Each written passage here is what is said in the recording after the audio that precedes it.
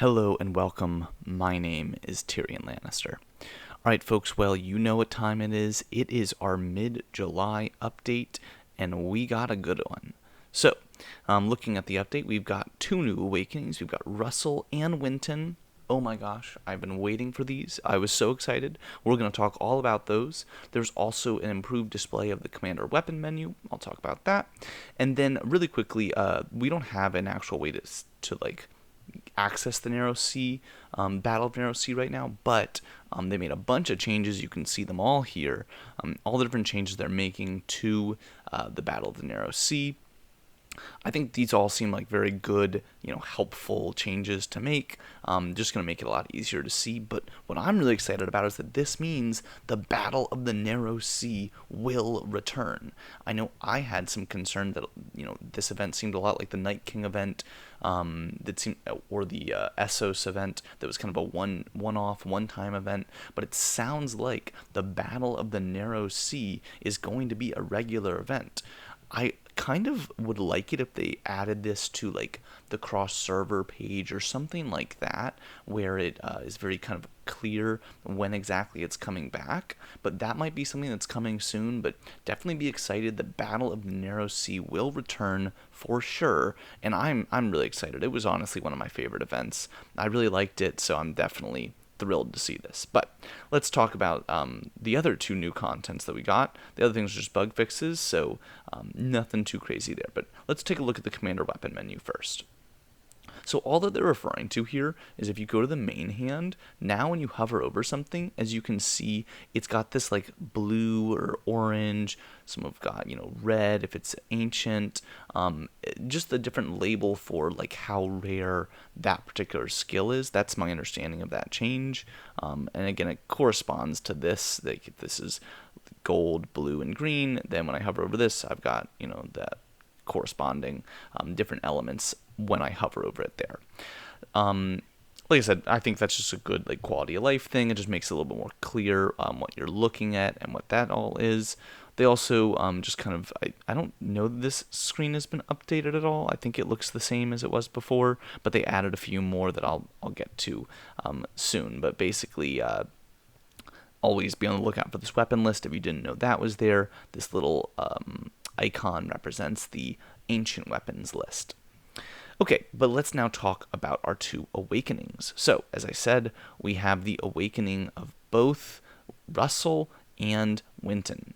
So, these are both free-to-play awakenings, and I think that this is something we can probably expect them to do one or two at a time, just because they're free-to-play commanders. I think that we can hopefully expect that.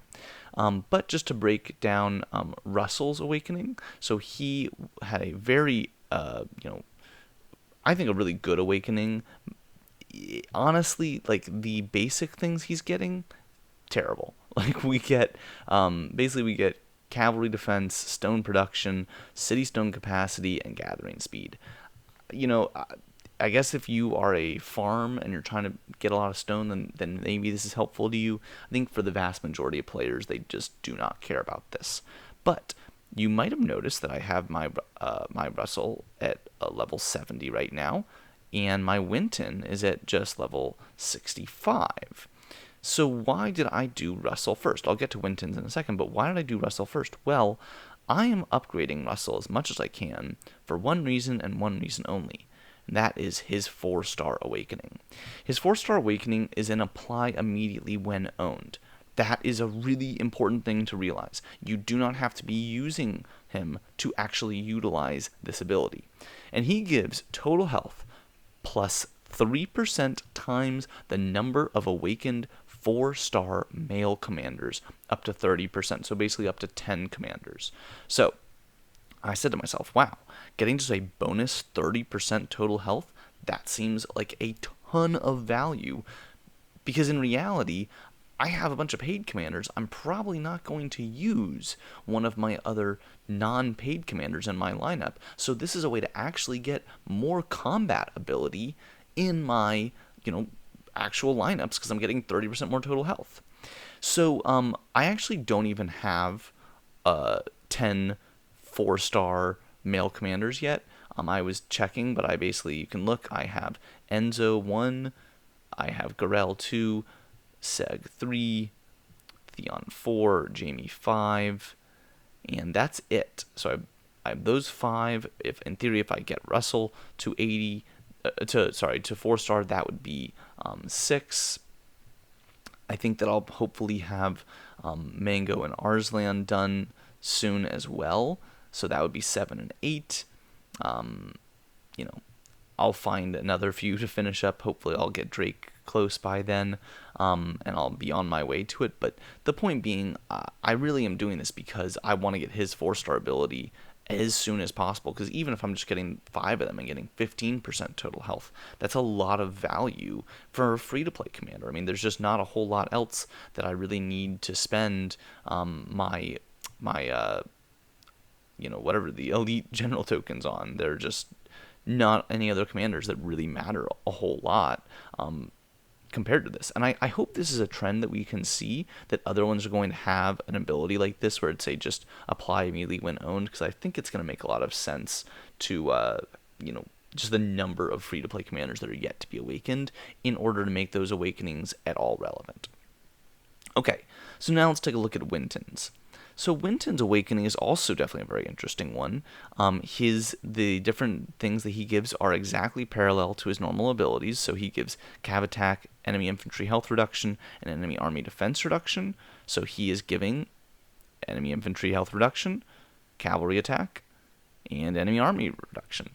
I think that makes a lot of sense. It's exactly parallel what we would expect. He's giving pretty good numbers of it too. Like, I'm definitely very happy with this, and I'm definitely going to get him 4-star as soon as I can, just because, these are good stats, and now that we have things like Ultimate Tournament, every commander that you can get to be strong really does count and matters, so that's going to be helpful and good, and he's actually a commander that helps to have in your lineup. So his 4-star ability is definitely an interesting one. Silent Blade, what it does is it corresponds really nicely with the weakness attacks. So he just gives a bonus 15% of health to your front row, but then after 50 weakness attacks, one of the enemy commanders, and it will do it, it's not like maybe a percentage, it is going, one of them this will happen to them. They will be silenced for 12 seconds, meaning that they cannot use active army skills. So this is a really pretty big counter to female setups. The interesting thing about it that I honestly don't love is that the only way to actually utilize this is if you have a level 80 Jaime and can get weakness attacks going. The reason why I don't love that is that as a free-to-play commander like Winton, there are a lot of people that want to use him that will get no value out of this because they haven't invested enough to get weakness attack setup going, and so it doesn't help them at all. But for me, this is kind of nice because as someone that has invested and does have a level 80 Jaime, this is maybe an interesting thing to incorporate into my weakness attack setup. I need to see and do some of the math to see if it's going to actually be better to add in Winton versus some of the other commander options there, but it is kind of cool to see other different synergies that are going to go with some of the paid setups, and I think this is almost reminiscent of Arslan in how Arslan does some healing early on, which can trigger the weakness attack sooner, which might be advantageous as well. So I think these are two really interesting awakenings. I love that even though they're free-to-play commanders, they're making sure that their awakenings are relevant to all players. I think everyone can benefit from them. Like I said, I think that Winton's 4-star awakening is probably less helpful to free-to-play commanders, but Russell's is definitely helpful to everyone. So guys, I really hope that you enjoyed this. Definitely would recommend awakening both of them if you can, and definitely excited to find out who we're going to be getting awakened next. But until next time, my name is TyrionLanstr, and I'll see you then.